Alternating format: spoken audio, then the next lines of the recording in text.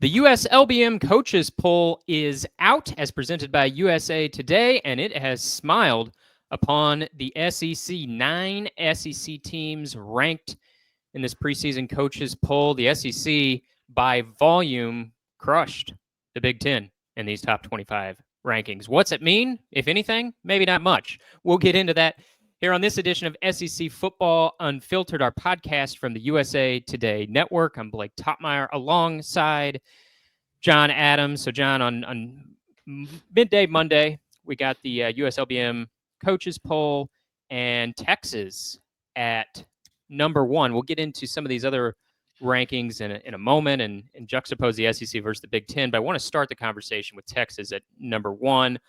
All the preseason hype coming to fruition in these rankings. Arch Manning, about as much hyped as any player we've probably seen in recent years, taking over as starting quarterback. And then Texas back-to-back semifinal appearances the past 2 seasons. Now they're a national championship frontrunner. Do you think Texas is a deserving number 1 in these rankings? I do. I think there may be 4 teams you could put number 1. Yeah, maybe more than that. I guess more than that. But Texas, yeah, it's got a robust NIL fund. It's got great recruiting ratings. And, of course, all the hype about Arch Manning. You start looking at – I thought it was very telling this offseason after spring ball where Syracuse's I forgot his name, young defensive tackle, transferred to Texas. Texas got some guys in the portal last December, I believe, in the defensive front.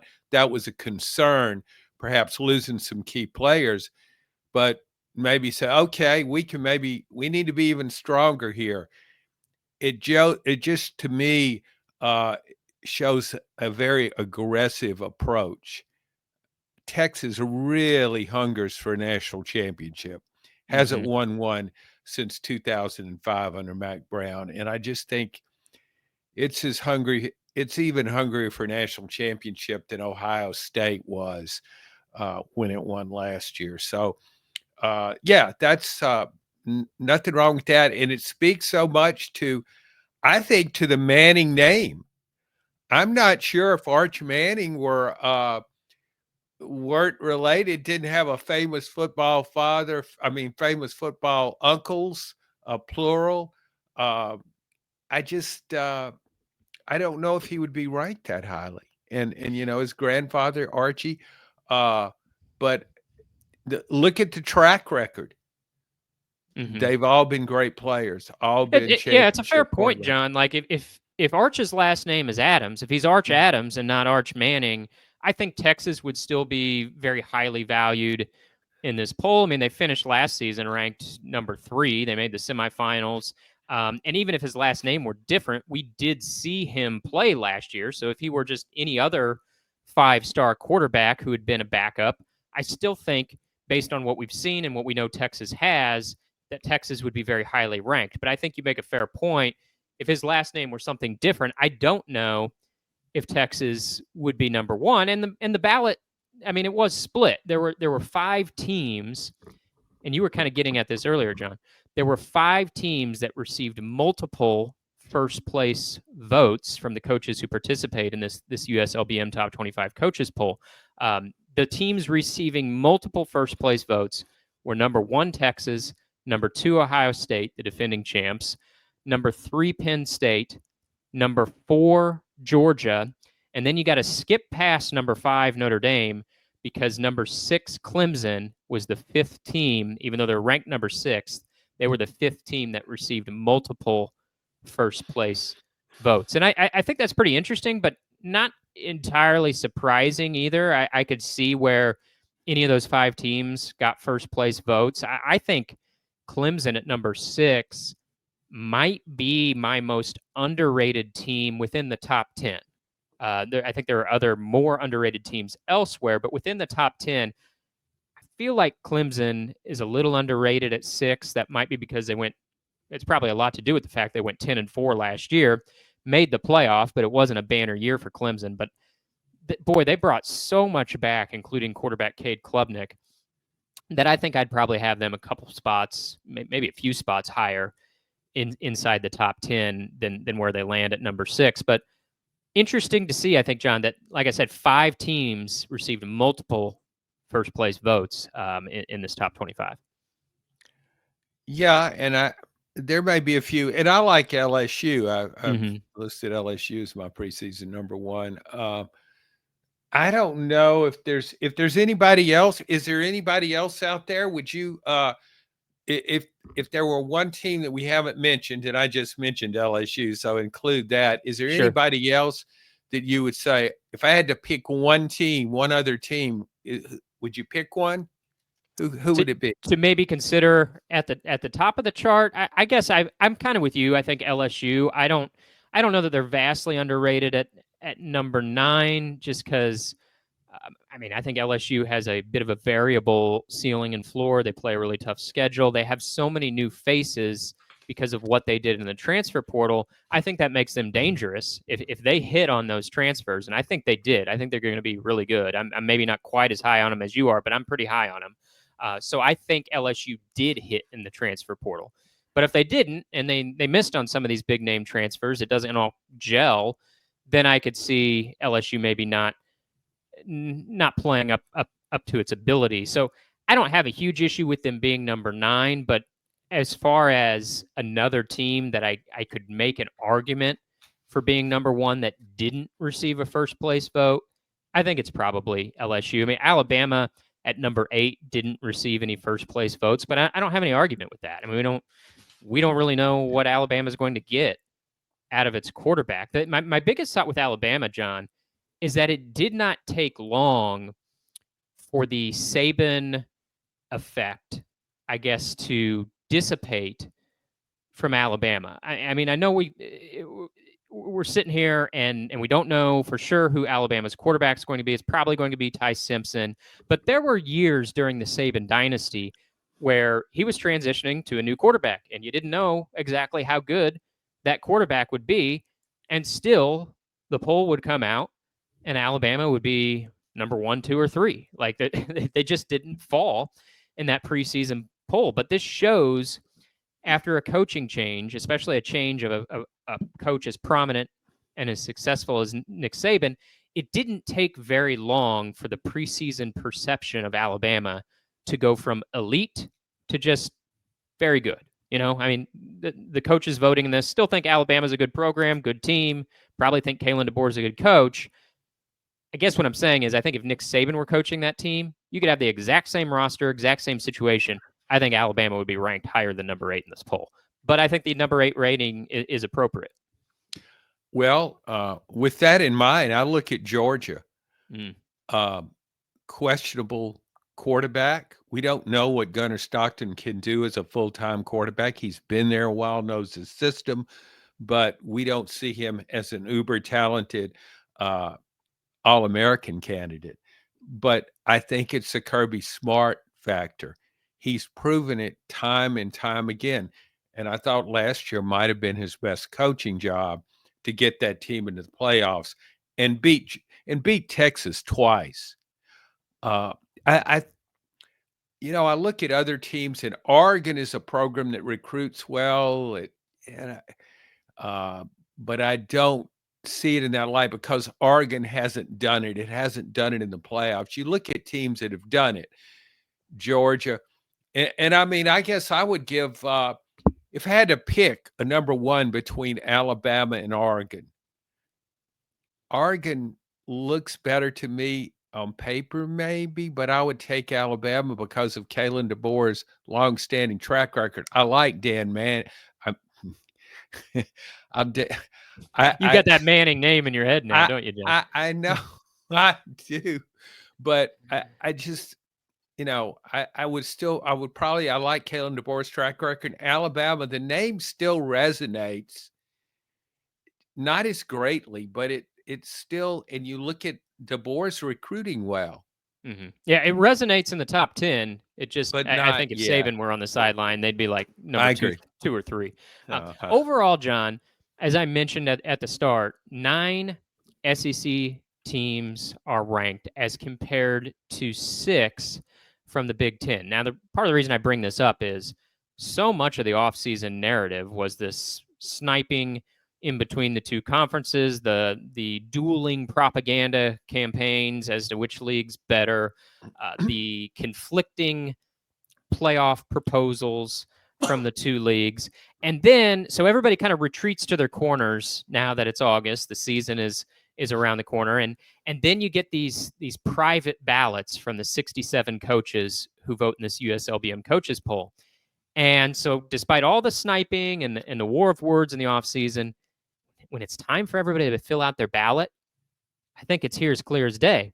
The coaches collectively believe that the SEC is a better, deeper conference than the Big Ten. I mean, that's why you see 9 SEC teams ranked and only 6 from the Big Ten. And then you even take it outside the top 25, and the top vote getters of unranked teams are 2 more SEC teams, Oklahoma and Missouri. So if you looked at it that way, if you had a top 27, the SEC would have 11 teams ranked.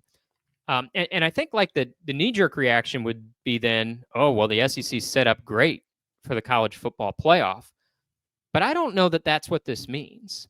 I actually think it can, and we saw this last year, I actually think it could work against you as a league to have so many top 25 teams, because then your conference schedule is full of landmines, whereas the Big Ten, it still has some great teams at the top. I mean, Ohio State at number 2, Penn State at number 3. These are national championship contenders. And then Oregon, Illinois, and Michigan are also all ranked inside the top 15. The Big Ten has playoff contenders. Illinois returned a lot off last year's team that won 10 games, beat South Carolina in a bowl game. Michigan, they finished last season playing strong. So I think the top of the Big Ten is at no shortage of playoff contenders. I almost think it's an advantage, though, that in sort of the middle and lower tiers of the Big Ten, there's maybe not as many landmines. So I don't know. What do you think about that, John? The fact that at first glance, it's like, oh, this is great for the SEC to have all these top 25 teams. But as you think about qualifying for a 12-team playoff, I'm not so sure the Big Ten isn't in just as good, if not better shape than the SEC. Oh, I agree wholeheartedly. When I look at this, I go back to last year, 9 SEC teams in the preseason top 25. Mm-hmm. 3 made the playoff. To your point, a lot of landmines, still trying to get Manning in there. You've probably been watching that Landman television show, yeah, too. Well, yeah, I have. Free but plug. Like Billy Bob. Yeah, I think I see Texas and LSU is national championship caliber. Georgia, maybe, but tough schedule. And I look at those Big Ten teams. It's like we keep saying, right at the top, the Big Ten can certainly slug it out with the SEC. And we've seen that the past 2 years with Ohio State winning the title last year, Michigan the year before. But it's the depth of the SEC when you get to that midsection. And that's where the SEC looks good. But I wonder what Greg Sankey thinks. He designed this interim schedule. It's a 2-year schedule. We're still in the interim world. SEC is so reluctant to come out with its final scheduling rotation in 8 or 9 games, whatever.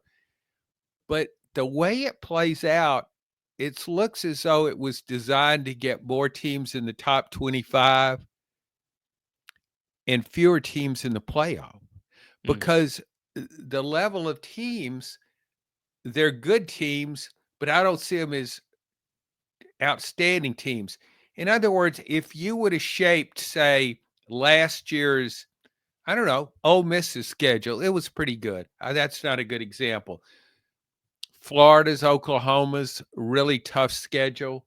I guess maybe who in that group? Alabama, could it have had an easier schedule? I think I'm probably negating my own point here, because I was thinking if you could design the schedule where the championship contenders could have a favorable schedule, a more favorable schedule.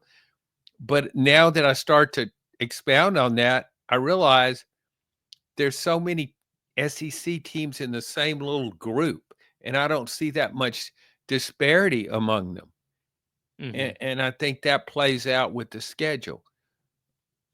Yeah, and no, I think that's right, John, and that's the issue with trying to qualify 4, 5, 6 playoff teams is you do need there to be some disparity. It's not like March Madness where you have a 68 team bracket and you can have this really competitive top to bottom conference like the SEC had last year, and almost your entire conference and then makes it into the tournament.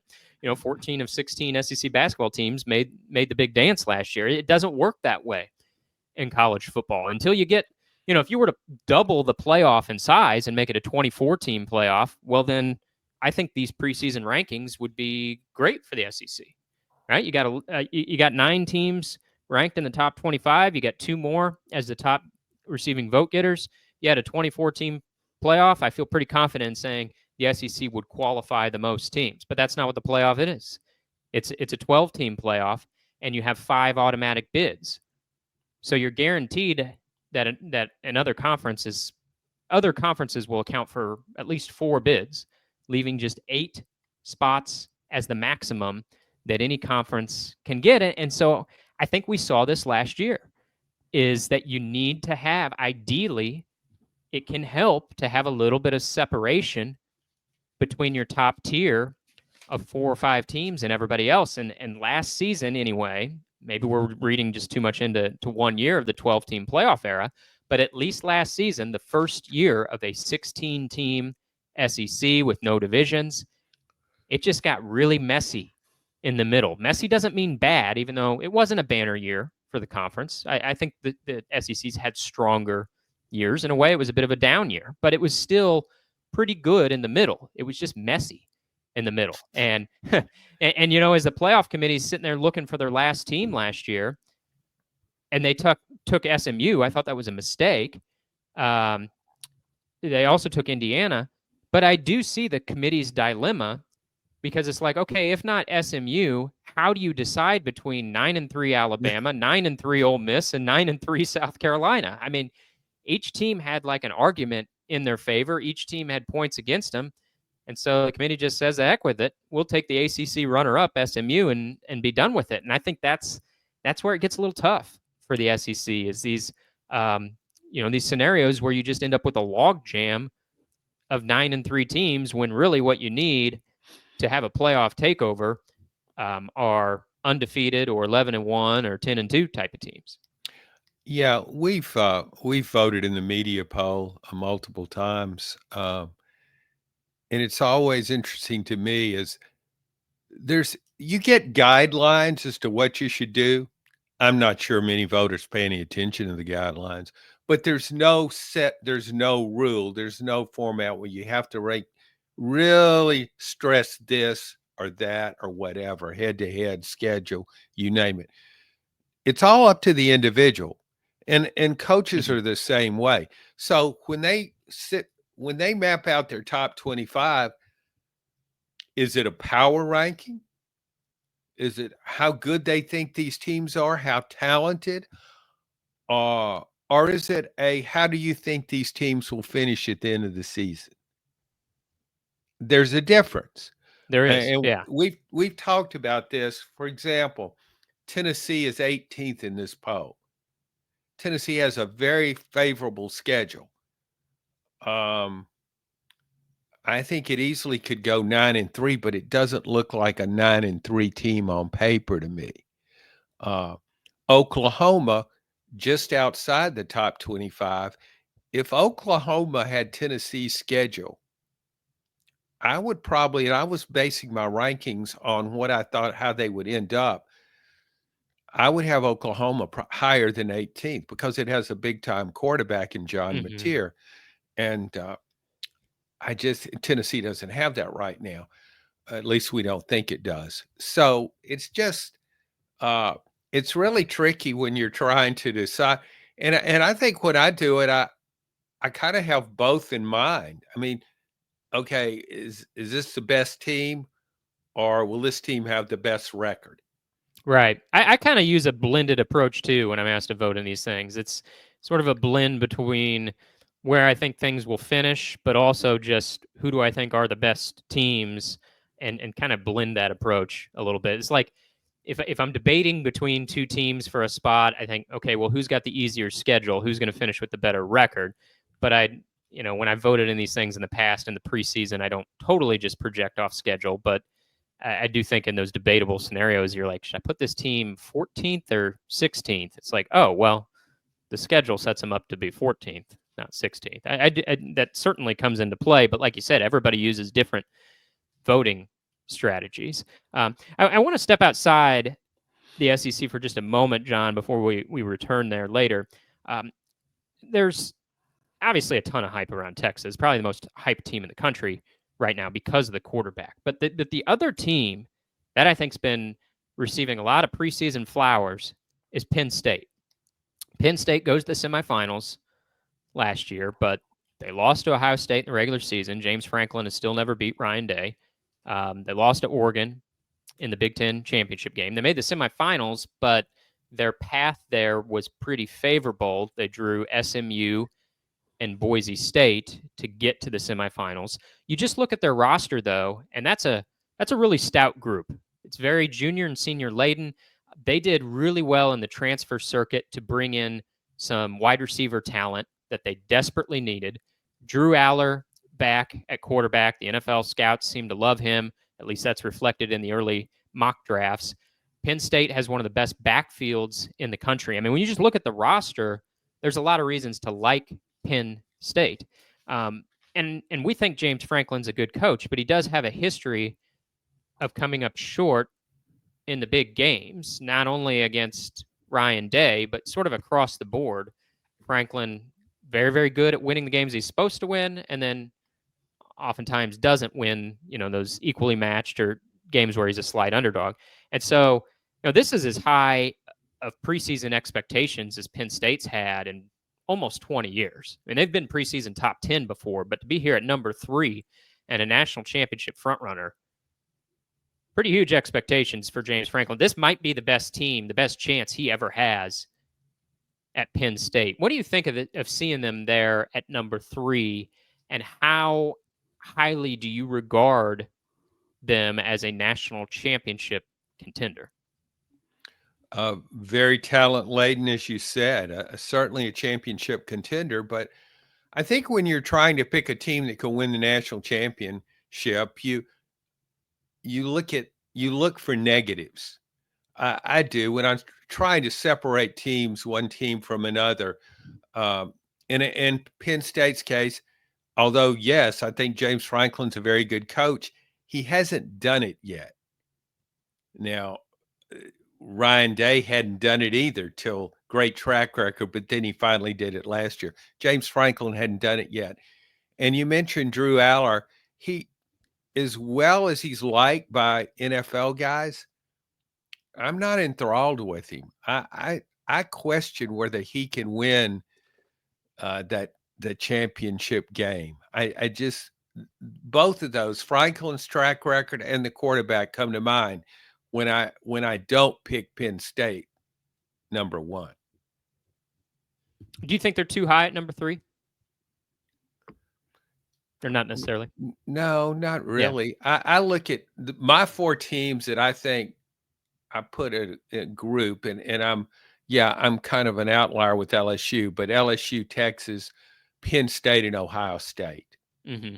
So you have 2 from the SEC, 2 from the Big Ten. It's just, yeah, you're not as high on Georgia as this collective group of voters, and you're higher on LSU. Yeah, and I would go one more. If I go one more, I have Georgia in there. So I could have, say, 3 SEC teams in my top 25. And again, Georgia, that's because of Kirby Smart's track record more than what I see when I look at the depth chart. But beyond that group, Clemson, yeah, I think that's Clemson's about right. That's about where I would put Clemson. Is the Big 12 then the only conference without a national championship contender, at least one? Because I would call Clemson a national championship contender, so that gives the ACC a minimum of one. We both think that the Big 10 and the SEC have multiple contenders. I think the Big 12 is so interesting because in terms of just a fun league to monitor, unpredictable league to monitor, I don't think there's any trumping the Big 12. I mean, just last season, Arizona State was picked to finish last in the conference, and they win the league and actually, played reasonably well in the college football playoff. I mean, they were responsible for a thriller in taking Texas to the wire there. So I thought they backed it up in the playoff, and I thought the conference was consistently undervalued by the playoff committee last year. I've mentioned before, I thought BYU had better playoff credentials than what SMU had, particularly because BYU beat SMU on the road.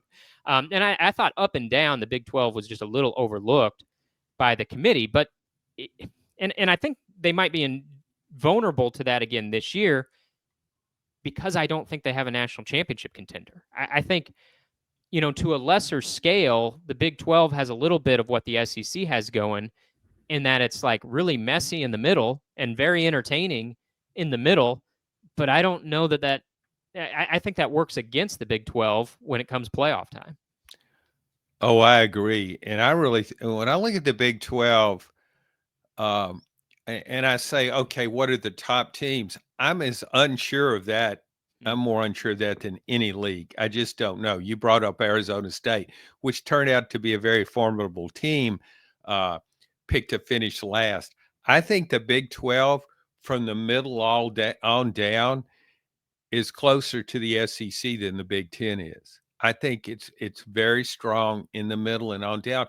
And I'm not even sure what the middle is because right. I don't know what the top is. I mean, I think Texas Tech is going to be a force because of NIL money.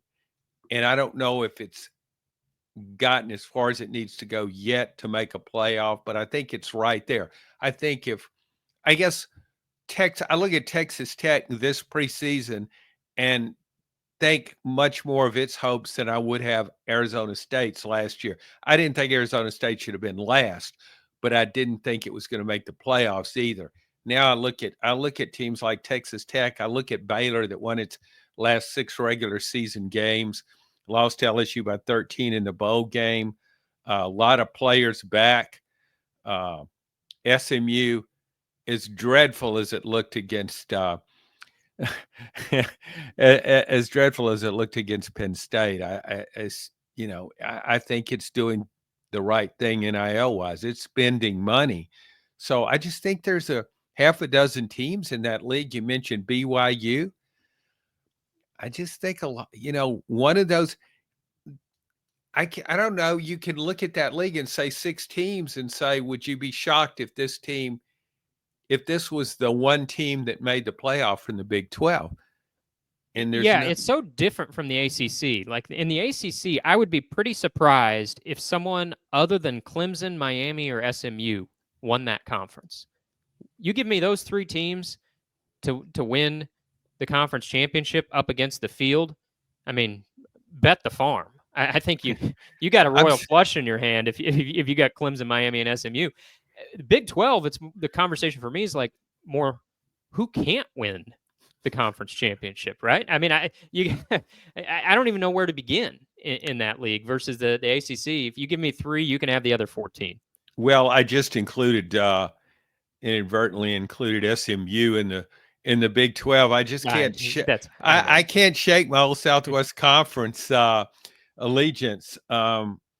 It's hard for me to think of SMU in the ACC, but it's a big coastal school, SMU. It's a Dallas. big. Yeah, it's a Big 12. I've been to Dallas, John. I've never seen a beach there. You? No, they got some lakes.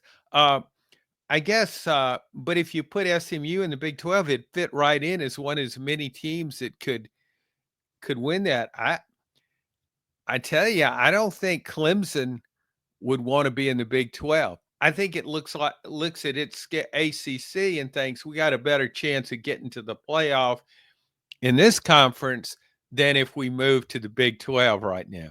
Yeah, I think that's right, and I think that's why the Big 12, maybe as much as anyone, perhaps needs the playoff to expand to 16 teams. Its chances of getting multiple qualifiers, I think, would vastly uptick if you have 16 teams, because they have a lot of good, not great teams in that conference, and that's a problem when the playoff party is a little bit more restrictive at 12 teams, and you're looking for more of the upper echelon teams. I don't know that the Big 12 has enough of them. All right, let's get back inside the SEC, John. Let me just run through the teams that are ranked. So we've mentioned some in the top 10, but I'll just take it from the top. Texas number 1, Georgia at 4, Alabama at 8, LSU at 9. You've mentioned you probably have LSU a little higher, Georgia maybe not quite so highly regarded, but because of the Kirby factor, no major argument there. So there's the top 4 teams from the SEC. Rounding out the top 25 from the SEC, South Carolina is number 13, Ole Miss number 15, Florida at 17, Tennessee at 18, Texas A&M at 21. There's your ranked teams. And then, as I already mentioned, Oklahoma and Missouri are the top receiving vote getters among unranked teams. So it's kind of a group of 11 there. I guess you could maybe throw Auburn into the mix as well if you're looking at other teams that received, a number of votes. But as you look at that group, John, is there one or two teams that jump out to you as overrated? And is there one or two teams, and it could be someone who's not even in the top 25, but is there one or two teams that jump out to you as being underrated from the SEC? South Carolina sticks out the most to me. I think it's overrated. Terrific quarterback, Lenore Sellers, and I thought it should have made the playoff. If I could have picked another team that I thought from the SEC that belonged in the playoff, I would have picked South Carolina last year. I just don't know if it really has the depth of talent to be the 13th best team in the country. Shane Beamer's recruited better there than I thought he would, though. He's recruited consistently well, and so maybe it can. But I'm just not sold on South Carolina, and the schedule has a lot to do with that. I mean, it's got to go through the SEC, and then it says, "Oh yeah, you need to play Clemson too." Oh, and it's one of 3 SEC teams that play a second Power 4 opponent in the non-conference schedule. So you're right. The schedule is difficult. It seems like South Carolina in the preseason hype machine is getting a lot of run out of that road win against Clemson, which, yeah, that was a notable result. You look at their other marquee games, they lost a close one to LSU. Lenore Sellers got hurt in that game. Shoulda, woulda, coulda. Who knows what happens if he doesn't get hurt and plays the full game. Lost a close one to LSU.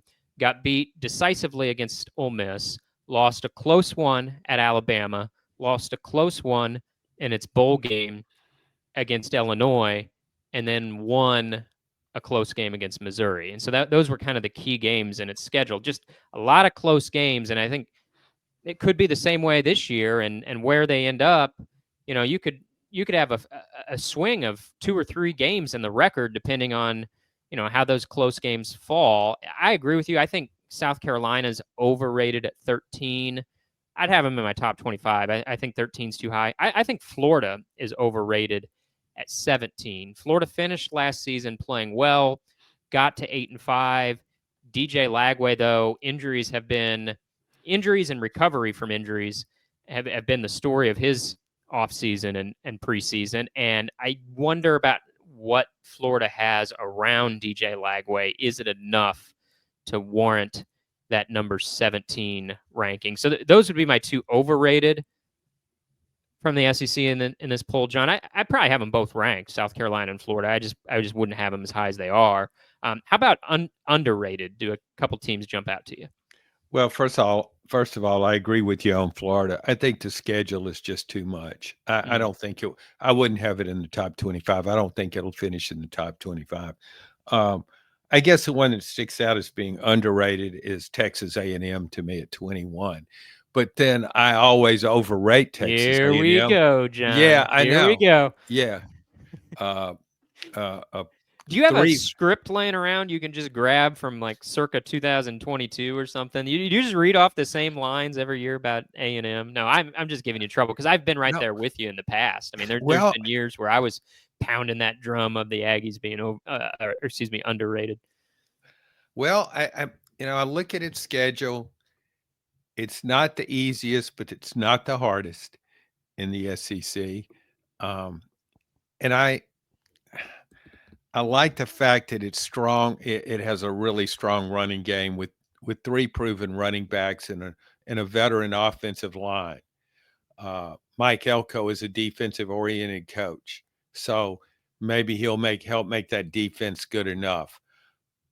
But I can't ignore the obvious. A&M just never gets it done. In the biggest games. It just has a long history of that, and can't ignore my own history of I overrate it. But if I just look at it and don't think about that history, and I just look at the team and the schedule, still not certain about the quarterback. Let me ask you this though: if he was a quarterback at Alabama or Georgia, would you rate them? Would that be an upgrade? Who would you rather have? If you went into this season, would you rather have him or Stockton or Ty Simpson? I'm kind of a bird in the hands worth two in the bush type of guy, John, and I've seen more of Marcel Reed than I've seen of those other two guys. So I think I would take Marcel Reed, and that might be foolish because sometimes there actually is two in the bush or whatever that metaphor is or saying. I don't Well, think it's a metaphor, but I've point being, as I get off in the bush here, off in the weeds, I've seen more of Marcel Reed, and so that makes me feel a little more comfortable with him. And yet, however, I don't like the way Texas A&M finished last season. They looked pretty good in September, October. Everybody was ready to congratulate them on hiring Mike Elko and not Mark Stoops. And I still think it was a good move that they hired Mike Elko and not Mark Stoops. But then you look at the way they finished the season.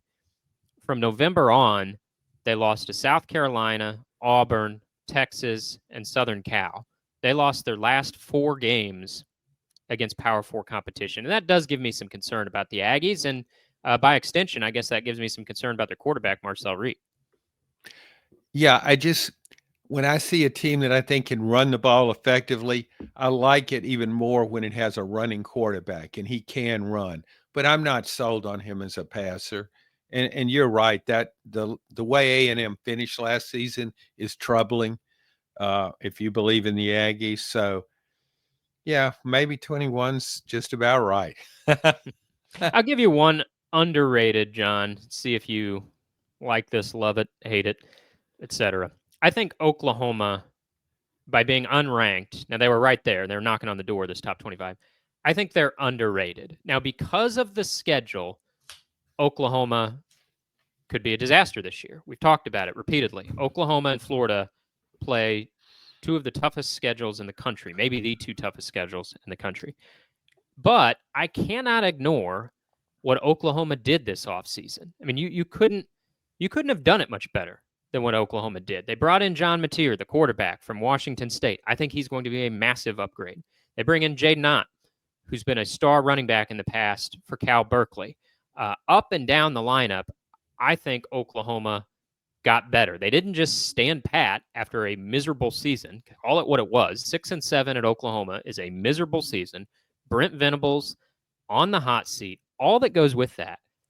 But they didn't just go down with a sinking ship here this offseason. They didn't just retool. I mean, they almost stripped the thing down to the studs and rebuilt it. And I think it's a lot better looking than it was before. And so I know the schedule's brutal, but I like what they did. And I like the quarterback much better than the performance they got from their last quarterback. A lot went into that, but it was what it was. And John Mateer, looks the part. So I would take a chance on Oklahoma and put them in the top 25, might even have them inside the top 20, whereas they're the equivalent of number 26 being unranked. What do you think? Am I crazy? Am I going out too far on a limb there with the Sooners? No, I think they've really enhanced their talent. If you gave Oklahoma Tennessee's schedule, it could be a borderline top 10 team, just looking at that depth chart. But it doesn't have Tennessee's schedule. So but you can certainly make a case for them. When I look at teams that have improved talent-wise, that's certainly one that comes to mind. I think LSU, because of all the work it did in the transfer portal, certainly improved itself across the board at all positions just about. But I think Oklahoma did, and to get two players, John Mateer and Jay Knott, you could say they're two of the best players in the country, and they got both of them. Yeah. All right, well, we'll leave it there. You can find the complete top 25 rankings over at usatoday.com. A lot of coverage of that preseason US LBM Coaches Poll over there as well. You can follow John's coverage, as always, over at KnoxNews.com.